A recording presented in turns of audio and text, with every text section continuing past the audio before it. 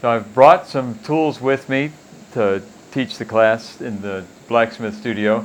This is a pair of antique tongs that I like. They're for picking up pieces in the fire. They're too light to hold the metal while you're working, but they're for reaching into the fire to pick the metal out and then grab with other tongs.